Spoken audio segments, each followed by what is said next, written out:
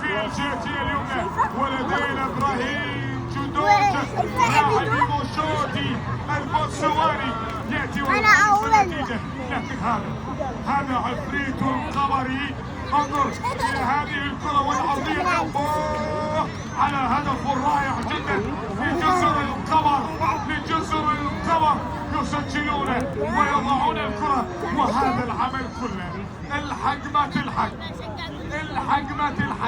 جناح ايمن جديد لك على الملاعب.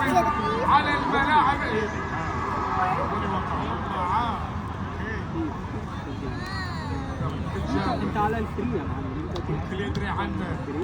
والان سجلوا، وكما ذكرنا في الشوط الثاني هم في الشوط الثاني يتحولون القمريون يصيرون شمسيون. ترى في الشوط الثاني يولعون ينجمون، ولذلك النتيجة 2-1 في مباراة أصبحت تدخل القلق الآن على الجمهور السعودي الحاضر في كثافة.